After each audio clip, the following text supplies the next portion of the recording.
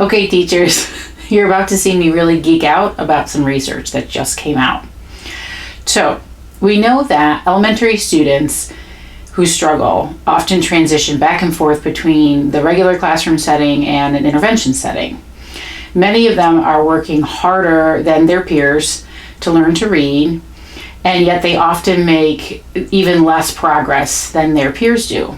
So why is this? And is there something that we can do to change that? In this Text-for-Teachers video, I'm going to explain findings from current research that just came out to help answer these questions and improve outcomes for these struggling readers. I am Dr. Jen Schlaber with Lasting Literacy Solutions. I use my 20 plus years in education to help educators and families know more about literacy learning, because when we know more, we can do better. So let me introduce this research study to you just a little bit. It is linked below this video.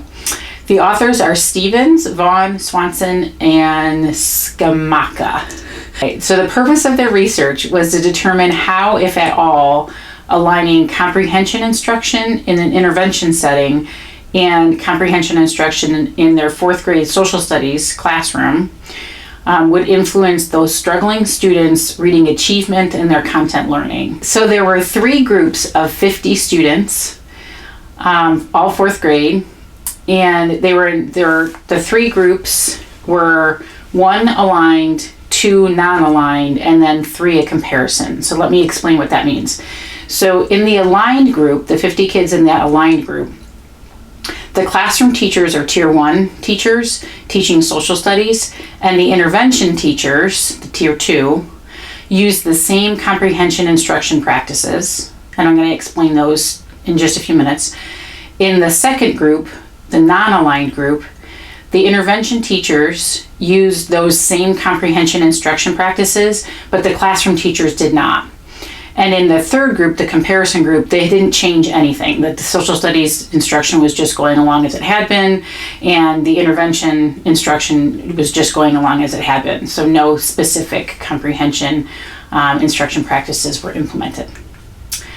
So now I'm going to talk about the specific comprehension instruction intervention that was being used. So it's broken down into 3 stages. So there's a before reading, during reading, and after reading.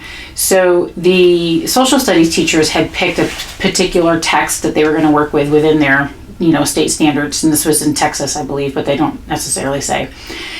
And these were things that they were doing before they read that specific passage or article or whatever, what they did during and what they did after. So before reading the passage, they built the students' background knowledge. They did explicit vocabulary instruction of only like 2 words, 2 very specifically chosen conceptual words. And they did that vocabulary instruction using a semantic map, and I made a template for you all to use that same kind of semantic map. And that semantic map included space for a student-friendly definition. It included a visual representation, and then an example from the context of the passage.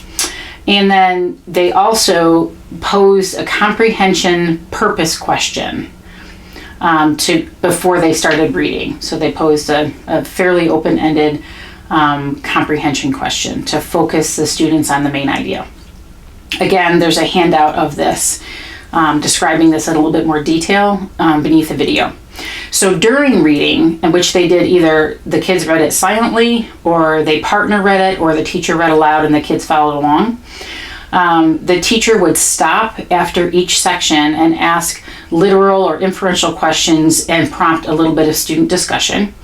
The questions that they asked, they had taught the students how to match responses to questions. So if they were to ask a where question, the students know that their response needed to include a location. If they asked a why question, the students knew that their response had to include a reason or a cause. So that helped the students kind of categorize questions. And they also had taught the students a paraphrasing process called Get the Gist, and basically focused them on, in the section, who or what is the section about and what's important about that who or what. And then, so they kept stopping, as they read the selection. And then after they finished the whole passage, then they would review the vocab using that same semantic map that they had started before the reading. And they identified related words to that big conceptual word, like culture or something like that. They wrote a sentence or a phrase using the word. And then they briefly talked about the word with their peers. And then finally, the students connected those little gist statements or paraphrased statements to write a summary of the entire passage. Okay, so what happened? So major findings, and this one's probably not a surprise to anyone. The students who received the specific comprehension intervention instruction in the social studies class and in their intervention setting, they outperformed all the other students, and that's not a big surprise. But this one was. So the students who received that same intervention process in just the intervention setting, but not the classroom setting, they did not outperform their other peers. In other words, we could have done nothing special with those kids at all, and they would have performed exactly the same. That's not so good. Okay, so why does this matter? Well, comprehension issues are extremely challenging to fix. These instructional practices that I just outlined, the before, during, and after reading, they could make a significant impact on students' learning in all content areas. But a lot of resources are devoted to providing intervention for intermediate struggling students, especially in comprehension. But this research shows us that if we aren't connecting that intervention instruction with classroom instruction, we may be wasting these resources. Not so good. So who does this matter for? Literacy specialists, classroom teachers especially. But we know that those folks, their instruction and their actions and their scheduling even is controlled by RTI coordinators or multi-tiered system of supports, MTSS coordinators, or other administrators. And those folks also influence professional development. So this research really matters for them and for the coordination of the collaboration between literacy specialists or interventionists and the classroom teachers. So if you're a classroom teacher, what can you do with these findings all on your own?